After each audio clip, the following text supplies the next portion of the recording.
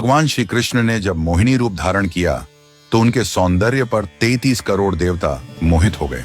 सभी देवताओं ने मन में यही कामना हुई कि ऐसी सुंदरी उनकी पत्नी बन जाए, परंतु केवल एक देवता ऐसे थे जिनके मन में मोहिनी के प्रति इस तरह का भाव नहीं आया।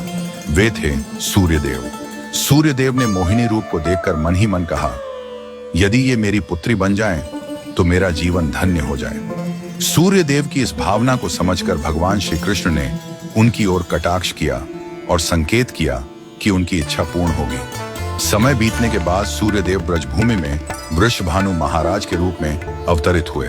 वृषभानु जी ने तपस्या की और ब्रह्मा जी से प्रार्थना की कि उन्हें ठाकुर जी की पुत्री के रूप में प्राप्ति हो। ब्रह्मा जी ने उनकी प्रार्थना को श्री हरि तक पहुंचाया। ठाकुर जी ने विचार किया कि वे नंद यशोदा और देवकी वासुदेव के यहाँ पुत्र के रूप में जन्म लेने वाले हैं, लेकिन प्रेम की स्थापना के लिए एक विशेष अवतार लेना होगा।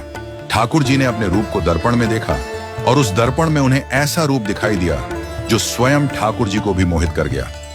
यह रूप ठाकुर जी का ही स्त्री रूप था।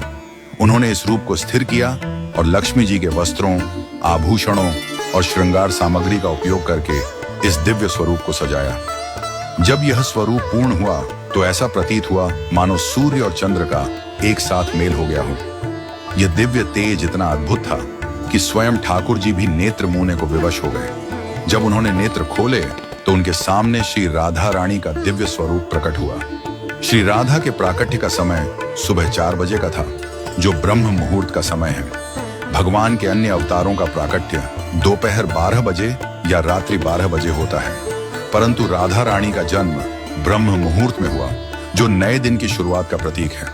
यह इस बात का संकेत था कि प्रेम का प्रकाश संपूर्ण विश्व में फैलने वाला है। राधा रानी के अवतरण पर वृषभानु महाराज और कीर्तिदा माता के घर उत्सव मनाया गया।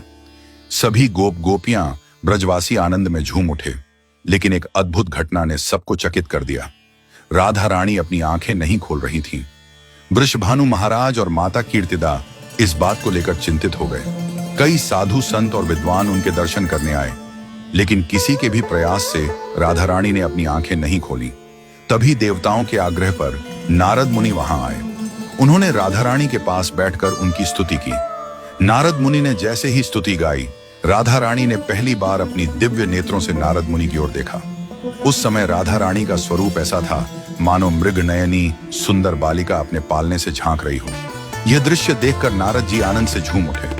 उन्होंने अपनी वीणा और करताल बजाकर कीर्तन प्रारंभ कर दिया और गाने लगे, जय राधे जय वृंदावन वासिनी। वृषभानु महाराज यह अद्भुत दृश्य देखकर भाव विभोर हो गए। उन्होंने राधा रानी को प्रणाम किया और स्वयं को धन्य माना। उन्होंने अनुभव किया कि उनकी पुत्री कोई साधारण बालिका नहीं, बल्कि साक्षात देवी है।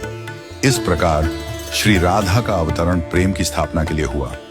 ठाकुर जी ने ज्ञान, धर्म और वैराग्य की स्थापना के लिए कई अवतार लिए, लेकिन प्रेम की स्थापना के लिए श्री राधा का अवतरण हुआ।